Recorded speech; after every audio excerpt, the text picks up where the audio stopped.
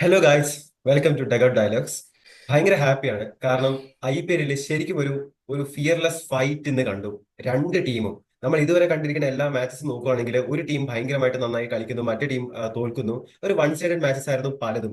ചില മാച്ചസ് ആണെങ്കിൽ ഭയങ്കര സ്ലോ മാച്ചസ് ആണ്. നമുക്ക് അറിയാം, ഒരു മാച്ച് കഴിയുന്നതിന് ഒരു അരമണിക്കൂർ മുന്നേ നമുക്കറിയാം ഏത് ടീമാണ് വിജയിക്കാൻ പോകുന്നത്. പക്ഷെ ഇന്നത്തെ മാച്ച് അബ്സല്യൂട്ട്ലി സീസോ മാച്ച് ആയിരുന്നു. RCBയുടെ ഇന്നിങ്സ് കഴിഞ്ഞ് മുംബൈയുടെ ഇന്നിങ്സിന്റെ ഒരു പകുതി ആവുമ്പോഴേക്കും RCBക്കാണ് ഈ മാച്ചിൽ മുൻതൂക്കം വന്നിരുന്നത്. ഒരു പോയിന്റിൽ പോലും മുംബൈ ഈ മാച്ച് വിജയിക്കുമെന്നുള്ള ഒരു പ്രതീതി പോലും കാണുന്ന ആൾക്കാരിൽ ഉണ്ടാക്കിയില്ല. But there comes a man called Hardik Pandya. വന്ന ഉടനെ ഹിറ്റിംഗ് ആണ്. ഒരു ഡോട്ട് ബോൾ പോലും കളിക്കാൻ ഇൻട്രസ്റ്റ് ഇല്ലാന്ന് തീരുമാനിച്ചുറപ്പിച്ച് വന്നതാണ്. അതിന്റെ കൂടെ തിലക് വർമ്മയുടെ കഴിഞ്ഞ മാച്ചിൽ തിലക് വർമ്മയെ തിരിച്ചു വിളിച്ച ഒരു നാണം കെട്ട ഒരു അനുഭവം പുള്ളിക്കുണ്ടായിരുന്നു. എങ്ങനെയാണ് ഒരു ചാമ്പ്യൻ തിരിച്ചു വരുന്നത്? ഡൗൺഫാൾസ് ഉണ്ടാവും, പക്ഷെ എങ്ങനെയാണ് ഒരു ചാമ്പ്യൻ തിരിച്ചു വരുന്നത് എന്നുള്ളത് തിലക് വർമ്മ കാണിച്ചു തന്നു. Will come to Mumbai Indians batting later on.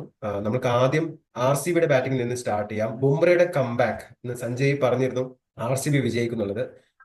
Shihab predict ചെയ്തത് മുംബൈ വിജയിക്കുന്നതാണ്. അതിന്റെ മെയിൻ റീസൺ ബുംറയുടെ കംബാക്ക് ആണ്. ഒരു ഇഞ്ചുറി കഴിഞ്ഞ് വരികയാണ്.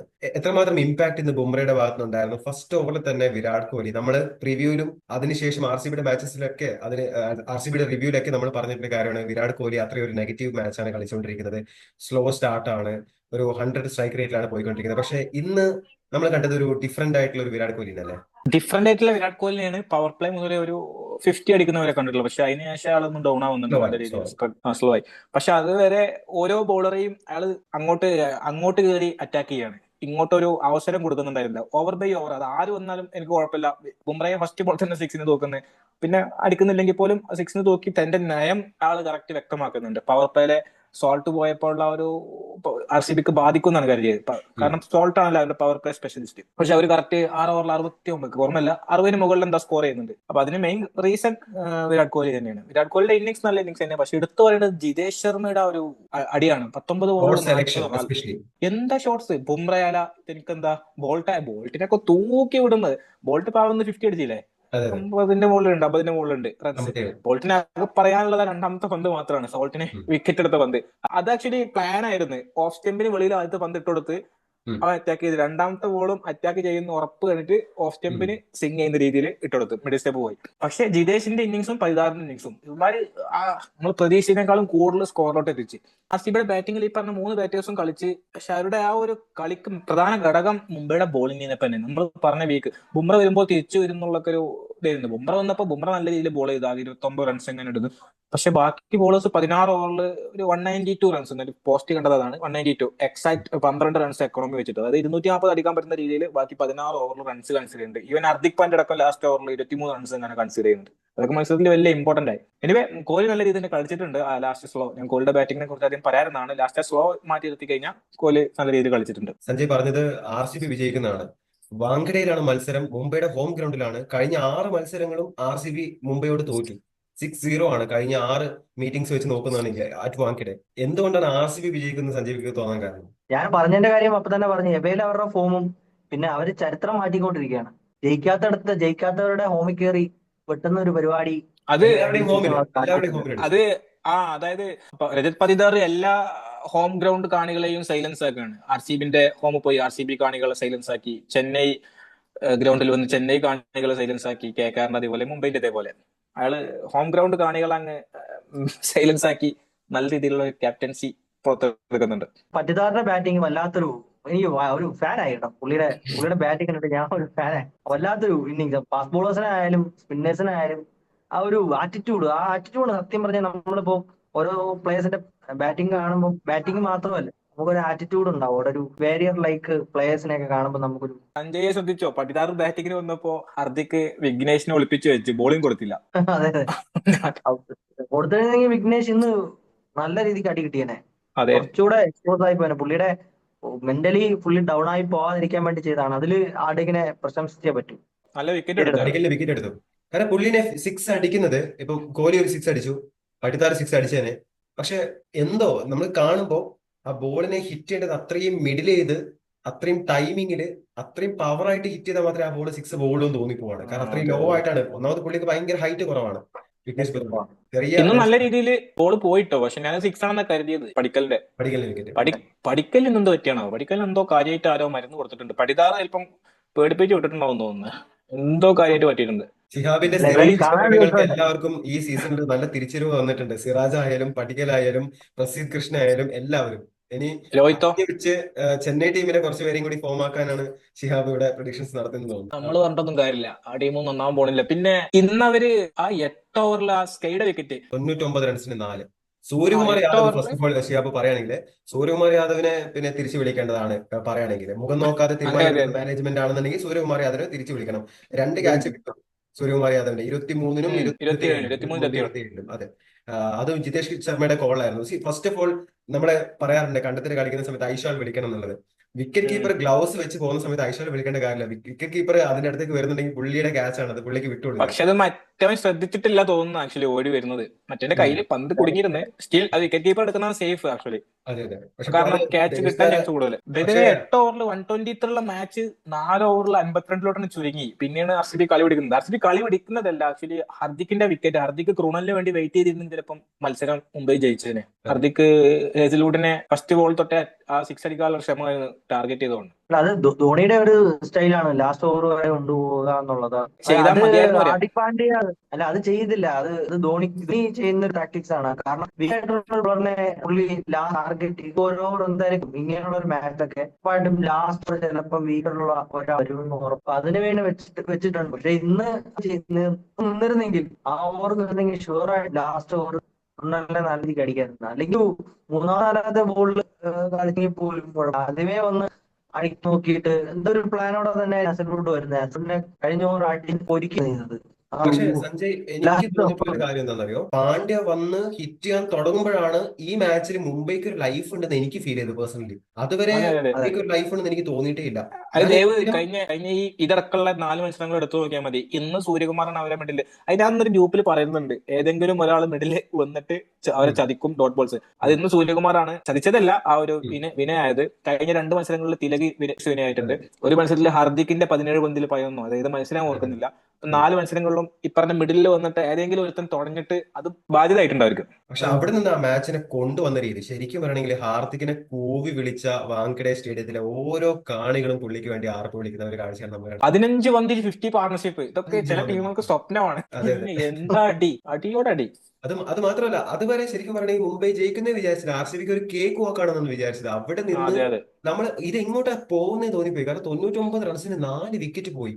ഇനി ഹാർദിക്കും കൂടി ഔട്ടായി കഴിഞ്ഞാൽ പിന്നെ ആരും വരാനില്ല. അവിടെ നിന്നാണ് ഇമാതിരി തൂക്കുന്നത്. അതും എല്ലാ ബോളേഴ്സിനും അതുവരെ പിന്നെ സടകുടഞ്ഞ് നിന്നിരുന്ന എല്ലാ ബോളേഴ്സിനെയും തച്ചുടച്ച് പുള്ളിയുടെ ബ്രദർ ആണെന്ന് പോലും നോക്കാണ്ട് ഒരേ വീട്ടിൽ നിന്ന് ചോറുണ്ട ഒരു ഇതുപോലും കാണിക്കാതെയാണ് റൊണാൾഡോ വൈഡ് എറിയുന്നു, മനഃപൂർവ്വം വീണ്ടും വൈഡ് എറിയുന്നു. അതെ അതെ അതെ. Pace സ്ലോ കിടത്തി, ആക്കുന്നുണ്ട്, delay ആക്കി, സ്ലോ ആക്കുന്നു ഗെയിം. വൈഡ് മാത്രമല്ല സ്ലോ ആക്കി.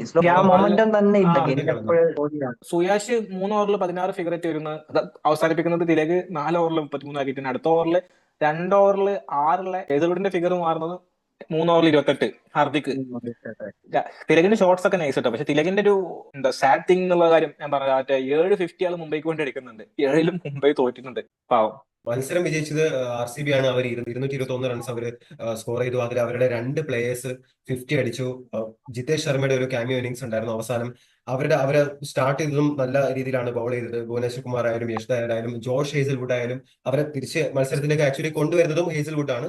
ബട്ട് എന്തോ മാച്ച് നോക്കുമ്പോൾ it's completely Mumbai Indian show ആയിട്ടാണ് എനിക്ക് ഫീൽ ചെയ്യുന്നത്. ഈവൻ ദോ അവർ മാച്ച് ഫെയിൽ ആയെങ്കിൽ പോലും ഹാർദിക് പാണ്ഡ്യ ഇത് വിജയിച്ച് അടങ്ങുള്ളൂ. ഇതൊരു ഫൈനൽ മാച്ച് പോലെയാണ് പുള്ളി കളിച്ചിരിക്കുന്നത്. എനിക്ക് തോന്നുന്നു ആ ഒരു നമ്മൾ തോൽക്കുന്നു വിചാരിച്ചൊരു മൊമെന്റിൽ നിന്ന് ഞാൻ അവർക്ക് പറഞ്ഞിട്ടുണ്ട് തോന്നുന്നു. ആ മൊമെന്റിൽ നിന്ന് ഒരു ടീം കളി വിജയിക്കണം എന്നുള്ളത് ചില നിഷ്പക്ഷ കാണികൾക്കും മറ്റേ ടീമിന്റെ ഫാൻ അല്ലാത്തവർക്കും തോന്നും. അപ്പൊ അവിടെ നിന്ന് ഇങ്ങോട്ട് ഒരു എന്താ പറയുക ഗൂസ്പം അടിക്കുന്ന 4 ഓവറുകൾ ഇരുന്നത്. മുംബൈ ജയിച്ചിരുന്നെങ്കിൽ എന്നുള്ളൊരു തോന്നിപ്പോയി ആ സമയത്തൊക്കെ. അതെ അതെ. മുംബൈ ജയിച്ചിരുന്നെങ്കിൽ ആ ഒരു നമുക്ക് ജയിക്കാൻ തോന്നും. അത് ഏത് ടീമാണെങ്കിലും ഏത് ആളാണെങ്കിലും ഒറ്റയ്ക്ക് കാണിക്കുമ്പോൾ പുള്ളിയുടെ കൂടെ ആയിപ്പോവും. നമ്മളൊരു സിനിമ തോറ്റു നിൽക്കുന്ന ടീമിന്റെ പറയാവുന്ന മിസാർജിന്റെ സീസണിലൊക്കെ ഓപ്പണിംഗ് പാർട്ണർഷിപ്പ് പറയുന്ന പോലെ മുംബൈയുടെ ഓപ്പണിംഗ് പാർട്ണർഷിപ്പിനെ കൂടെ ഒന്ന് പറയേണ്ടിയിരിക്കുന്നു. ആര് വന്നാലും ഗുണമില്ല.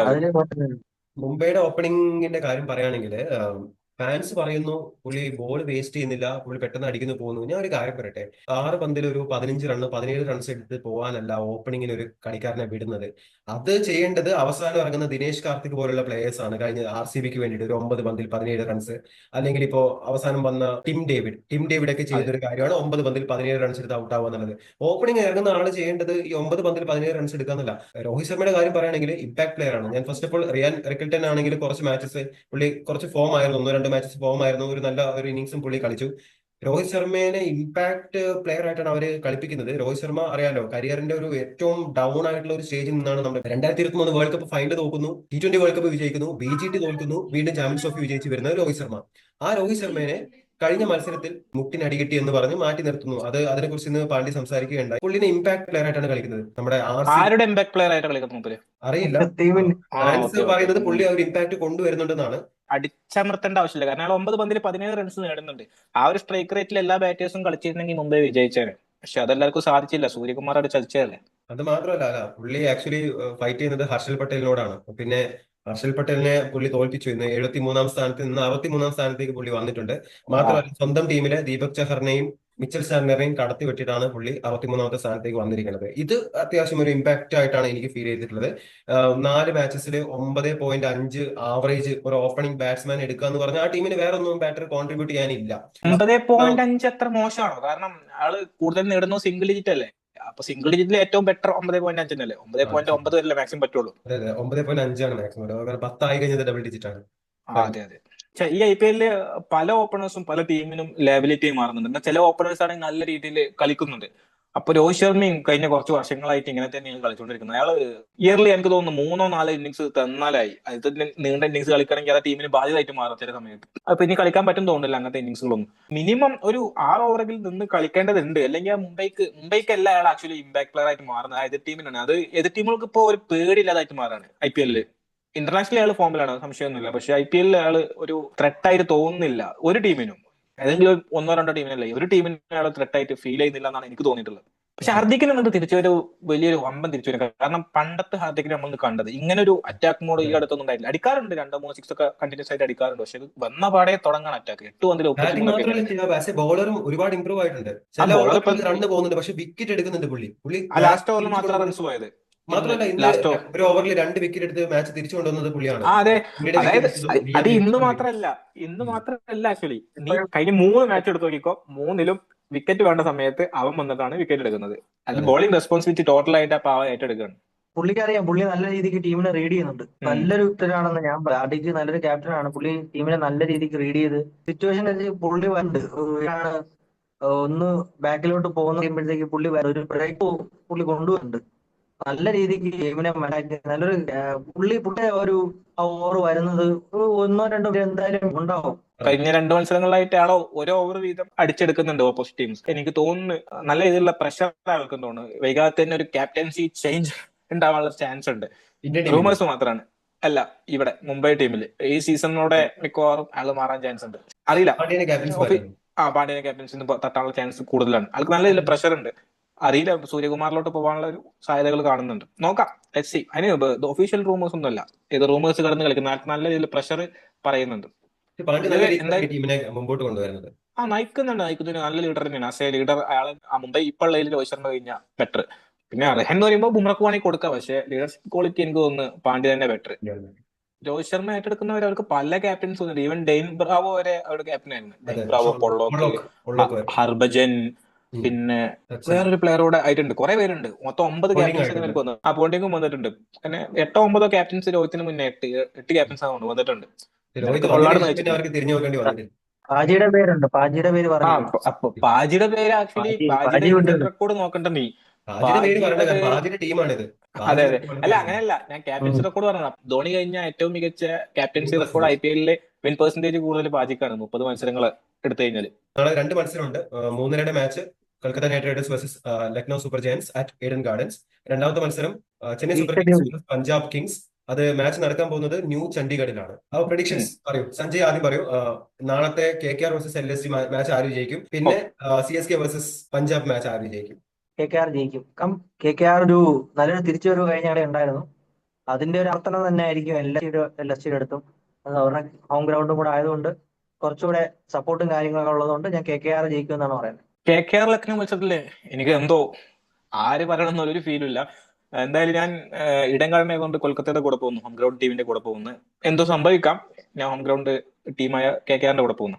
LSG ആണ് ഈ ടൂർണമെന്റിലെ ഏറ്റവും മോശം ടീം എന്നായിരുന്നു കഴിഞ്ഞ കുറച്ച് ദിവസങ്ങൾ വരെ ഞാൻ പറഞ്ഞുകൊണ്ടിരുന്നത്. LSGക്ക് അത്യാവശ്യം വിജയിക്കാനൊക്കെ പറ്റും. എനിക്ക് തോന്നുന്നു നാളത്തെ മാച്ച് LSG വിജയിക്കാനാണ് സാധ്യത എന്നാണ് എനിക്ക് തോന്നുന്നത്. ഈഡൻ ഗാർഡൻസിൽ വെച്ച് കൊൽക്കത്ത ക്രൗഡിനെ നിശബ്ദരാക്കാൻ പോകുന്ന ഒരു ടീമാണ് LSG. ഇമാര് 3-4 ബാറ്റേഴ്സ് ഉണ്ടെങ്കിലും അവര് എന്തെങ്കിലുമൊക്കെ പ്രൊവൈഡ് ചെയ്യുന്നുണ്ട് ടീമിന് വേണ്ടിയിട്ട്. അത് GT ആയാലും LSG ആയാലും ആ ബാറ്റിംഗ് യൂണിറ്റ്. പിന്നെ ബോളിംഗ് യൂണിറ്റ് വീക്ക് ആണെങ്കിൽ പോലും അവരും ചെയ്യുന്നുണ്ട് എന്തെങ്കിലുമൊക്കെ. ഓക്കെ, സെക്കൻഡ് മാച്ച് ഷിഹാബിന്റെ ഫേവറേറ്റ് ടീംസ് തമ്മിലാണ് പഞ്ചാബും CSKയും. ആര് വിജയിക്കും? ഞാന് പ്രതീക്ഷിക്കാത്തൊരു ആൻസർ പറയാൻ വന്നത് CSK വിജയിക്കും. CSK തിരിച്ചു വരും, പക്ഷെ വീണ്ടും പഴയ ഫോമിൽ തന്നെ തിരിച്ചു പോകും. അത് അടുത്ത മത്സരത്തിലായിരിക്കും. ഈ മത്സരത്തിൽ CSK വിജയിക്കും എന്നാണ് എന്റെ പ്രതീക്ഷ. സഞ്ജയ്? എന്റെ പ്രഡിക്ഷനും CSKയുടെ കൂടെയാണ്. കാരണം ഞാൻ കഴിഞ്ഞ ആൾ പറഞ്ഞു DC ജയിക്കുമെന്ന്. അത് പ്രഡിക്റ്റബിൾ ആയിരുന്നു. തോന്നി എന്തോ ഒരു ചേഞ്ചസ് നാളെ ഉണ്ടാവും എന്നാണ് പ്രതീക്ഷ. ഒരു ചേഞ്ചസ് ഉണ്ടാവും, ലൈനപ്പിൽ ഒരു ചേഞ്ച് ഉണ്ടാവും.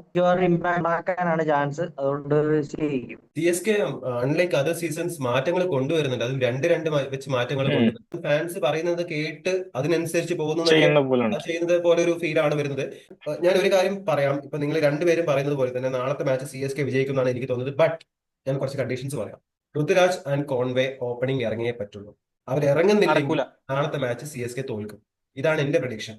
ഋതുരാജും കോൺവേയും ഓപ്പണിംഗ് ഇറങ്ങിയിട്ട് അവർക്ക് നല്ലൊരു ഓപ്പണിംഗ് പാർട്ണർഷിപ്പ് ഉണ്ടാവുകയാണെന്നുണ്ടെങ്കിൽ ഡെഫിനറ്റ്ലി CSK ജയിക്കുന്നതാണ് എനിക്ക് തോന്നുന്നത്. കാരണം അവർക്ക് അത്യാവശ്യം നല്ലൊരു ബൗളിംഗ് ലൈനപ്പ് ഉണ്ട്. പതിരാണ് നന്നായിട്ട് ബോൾ ചെയ്യുന്നുണ്ട്. ഖലീൽ അഹമ്മദ് പവർ പ്ലേയിൽ വിക്കറ്റ് എടുക്കുന്നുണ്ട്. നൂർ അഹമ്മദാണ് പർപ്പിൾ ക്യാപ്പ് ഹോൾഡർ. അങ്ങനെയാണെങ്കിൽ അവരുടെ ബൗളിംഗ് ഓൾമോസ്റ്റ് സെറ്റ് ആണ്. അശ്വിൻ ആണെങ്കിലും ജഡേജ ആണെങ്കിലും ഒരുപാട് റൺസ് ഒന്നും വിട്ടുകൊടുക്കുന്നില്ല. എന്നാലും അവർ വിക്കറ്റ് എടുക്കുന്നില്ല. ബട്ട് സ്റ്റിൽ ബൗളിംഗ് ലൈനപ്പ് ഓക്കെയാണ്. സെക്കൻഡ് സീമർ ഉണ്ടായിരുന്നെങ്കിൽ നല്ല രീതിയിൽ ബോളിംഗ് ഇമ്പ്രൂവ് ആക്കായിരുന്നു. കാരണം പവർ പ്ലേയിൽ ഖലീലിനും ഡെത്ത് ഓവേഴ്സിൽ 11 സപ്പോർട്ട് എടുക്കാൻ പറ്റിയ ഒരു ബോളർ മസ്റ്റാണ്, ഒരു പേസ് അൻഷുൽ ബോളർ. കമ്പോജ് അവിടെ ഇരുന്ന് ഹീറ്റ് ചെയ്യാണ്. ഞാൻ കഴിഞ്ഞ റിവ്യൂലും പറഞ്ഞൊരു കാര്യം, അൻഷുൽ കമ്പോജിനെ പോലെ ഒരു പ്ലെയറിനെ അറ്റ്ലീസ്റ്റ് ഇമ്പാക്ട് ആയിട്ടെങ്കിലും ചെന്നൈ കൊണ്ടുവന്നേ പറ്റുള്ളൂ. ഈ ഹൂഡേനെയും ട്രിപാഡിനെയും ഒക്കെ കളിപ്പിക്കുന്ന ഒരു CSK മാനേജ്മെന്റ് എന്തുകൊണ്ട് അൻഷുൽ കമ്പോജിനെ ഒന്നും കളിപ്പിക്കുന്നില്ല എന്നുള്ളത് ഒരു എനിക്ക് പറയാനുള്ള ഒരു കാര്യം. ഒരു മാനേജ്മെന്റ് ആണെങ്കിൽ പോലും, അത് CSK എന്നല്ല മുംബൈ എന്നല്ല, ഒരു മാനേജ്മെന്റ് പോലും ഒരു പ്ലെയറിനെ നശിപ്പിക്കരുത് ടീമിൽ എടുത്തിട്ട്. അത് മെയിൻ ആയിട്ട് പറയാൻ കാരണം മിച്ചൽ സാന്റ്നറുടെ കാര്യം. മിച്ചൽ സാന്റ്നർ അത്രയും പൊട്ടൻഷ്യൽ ടാലന്റ് ആയിട്ടുള്ള ഒരു പ്ലെയർ ആണ്. ക്യാപ്റ്റൻസി വേണം, ക്യാപ്റ്റൻസി ചെയ്യും. ജഡേജയുടെ സെയിം അതെ, ജഡേജയുടെ ആ ഒരു പൊസിഷൻ ഉള്ളതുകൊണ്ടാണ് പുള്ളിനെ കളിപ്പിക്കാൻ പറ്റാത്തത്. പക്ഷെ ഞാൻ പറയട്ടെ, മിച്ചൽ സാന്റ്നർ മാത്രമല്ല, സായി കിഷോർ ഗുജറാത്തിൽ പോകുന്നതിന് മുമ്പേ ഒരുപാട് വർഷക്കാലം CSKയുടെ ഒരു മാച്ച് പോലും കൊടുത്തില്ല. ഒരു മാച്ചിന്റെ കാര്യമാണ് പറയുന്നത്. നമ്മുടെ വിഘ്നേഷ് പുത്തൂരിന് വരെ ഒരു മാച്ച് കിട്ടി. അവർ കൊടുക്കുകയാണ്. എന്താ ചെയ്യട്ടെ എന്ന് വെച്ചാൽ ആദ്യത്തെ 2-3 മാച്ച് കൊടുക്കുകയാണ്. ആ റെസ്പോൺസിബിലിറ്റി ഏറ്റെടുത്ത് ടോപ്പ് ഓർഡർ കളിച്ചാൽ മതിയാകൂ. ഈവൻ ജഡേജയിലോട്ട് വന്നാൽ പോലും CSK തോറ്റ് കഴിഞ്ഞ മത്സരം. ജഡേജക്കൊക്കെ റണ്ണേ ബോൾ അല്ലെങ്കിൽ ഓവറിൽ ഒരു 7 റൺ റേറ്റ് ഒക്കെ എടുക്കാനുള്ള കഴിവുള്ളൂ. അപ്പൊ അതിനർത്ഥം എന്താന്ന് വെച്ച് കഴിഞ്ഞാല് മറ്റേ ടോപ്പ് ഓർഡറിൽ കളിക്കുന്ന പ്ലേയേഴ്സ് റെസ്പോൺസിബിലിറ്റി കംപ്ലീറ്റ് ആയിട്ട് ഏറ്റെടുത്ത് വന്നേ പറ്റൂ. എനിക്ക് പറയാനുള്ളത്, ജഡേജ ഈ 5-ാമതും 6-ാമതും ബാറ്റിങ്ങിന് ഇറങ്ങുമ്പോൾ തന്നെ ആ മാച്ച് അവിടെ തീർന്നു എന്നാണ് എനിക്ക് തീർന്ന് പറയാനുള്ളത്. അതിനുശേഷം ധോണിനെ ചുമ്മാ നമ്മൾ ഒരു വാർത്തയ്ക്ക് വേണ്ടിയിട്ട് കുറ്റം പറയാമെന്ന് മാത്രമേ ഉള്ളൂ. ധോണിനെ ഒരുപാട് എല്ലാവരും ഭയങ്കരമായിട്ട് കുറ്റം പറയും. ധോണി റൺ ഗെറ്റേഴ്സിൽ സ്ഥാനത്താണുള്ളത്. അതിന് രോഹിത് ശർമ്മയ്ക്ക് അവിടെ കിടക്കുന്നുണ്ട്. അതെ, ധോണിയുടെ ഇൻക്ലൂഷൻ തന്നെയല്ല ആക്ച്വലി പ്രശ്നം. ധോണിയുടെ ഇന്റന്റ് ആ കഴിഞ്ഞ മത്സരത്തിൽ പറയേണ്ടതാണ്. പക്ഷെ സ്റ്റിൽ ധോണിക്ക് ചെയ്യാവുന്ന ലിമിറ്റ്, ധോണിക്ക് ഒന്നും ഓടാൻ പോലും പെയ്യുന്നില്ല. ധോണിയുടെ ഇൻക്ലൂഷൻ കൊണ്ടൊന്നല്ല ടീം തോറ്റു പോകുന്നത്. ടീമിന് കുറെ പ്രശ്നങ്ങളുണ്ട്. ധോണി ലാസ്റ്റ് 3 ഓവറൊക്കെ വന്നാൽ മതി. ഒരു നല്ലൊരു ബേസ്മെന്റ് ഒക്കെ കിട്ടിക്കഴിഞ്ഞാൽ അവസാനം വന്ന് ധോണി ഹിറ്റ് ചെയ്യാൻ പറ്റുന്ന അതെ ഇപ്പൊ ഒരു റൂമേഴ്സ് കേട്ടിരുന്നു ധോണി ലാസ്റ്റ് മത്സരമായിരുന്നു കളിച്ചെന്നുള്ള, ആ ഫാമിലിനെ കണ്ടിട്ട്. പക്ഷെ ഇതിന്റെ ഒരു പേഴ്സണൽ ഒപ്പീനിയൻ ആണ്, ഈ സീസണിൽ ധോണി ടീമിൽ നിന്ന് പോകുന്നത് ടീമിന് ഉപദ്രവമായിട്ട് മാറും. ടീമിൽ കളിച്ചാൽ മതിയാകും. കാരണം ധോണിയേക്കാൾ ബെറ്റർ ഓപ്ഷൻ അവിടെ എല്ലാം വേറെ ആണ്. എനിക്ക് ഈ ജഡേജ അശ്വിനൊക്കെ ഡീപ്പായിട്ട് ഇറങ്ങുന്നത് തന്നെ വല്ലാത്തൊരു ബുദ്ധിമുട്ടാണ് കാണുന്നത്. നമ്പർ 4 ഒക്കെ കളിക്കുന്നത് നല്ലത്. ദേവ് പറഞ്ഞ പോലെയാണ്, ജഡേജ ഒരു 10-12 റൺ റേറ്റിൽ കളിക്കാൻ 6 ഓവർ 7 ഓവർ മുന്നേ ഇറങ്ങുന്നുണ്ടെങ്കിൽ ടീം തോറ്റു അതില്. അപ്പൊ ചെന്നൈ അതെ ഇല്ല, നമ്മള് വിശങ്കറിനെ കഴിയുന്ന സമയം അശ്വിനെ 4-ൽ കളിക്കുന്നെങ്കിൽ പോലും മേ ബി കുറച്ചുകൂടെ പുള്ളി രാജസ്ഥാന് വേണ്ടിയിട്ട് കുറച്ച് നല്ല ഇന്നിങ്സ് കളിച്ചിട്ടുണ്ട്. കുറച്ച് നേരത്തെ ഇറങ്ങിയതൊക്കെ അതുപോലെ ഇമ്പാക്ട് കുറച്ച് ഫാക്ടർ ഉണ്ടാക്കാൻ പറ്റി. ഇപ്പോഴും ബാറ്റിംഗ് എബിൾ നിന്നും പോയിട്ടുള്ള പ്ലെയർ. എനിക്ക് തോന്നുന്നത് എന്താണെന്നറിയോ, നാളത്തെ മാച്ചിലും ഓപ്പണിംഗില് കോൺവേയും ഋതുരാജും ഒരുമിച്ച് ബാറ്റിങ്ങിന് ഇറങ്ങുന്നില്ല എന്നുണ്ടെങ്കിൽ ആ ടീം ഈ സീസണിൽ ഒരു മാച്ച് പോലും വിജയിക്കാൻ അർഹരല്ല എന്ന് ഞാൻ പറയുള്ളൂ. ഇത്രയും പ്രൂവൻ ആയിട്ട് പോലും CSKയുടെ ചരിത്രത്തിലെ ഏറ്റവും ബെസ്റ്റ് ഓപ്പണിംഗ് പ്ലെയർ ആയിട്ട് പോലും അവരെ ഒരു മാച്ച് പോലും ഒരുമിച്ച് ഇറക്കുന്നില്ല എന്നുണ്ടെങ്കിൽ അത് ക്യാപ്റ്റൻ ഋതുരാജ് തന്നെയാണ് മൂന്നാമത് ഇറങ്ങുന്നത്.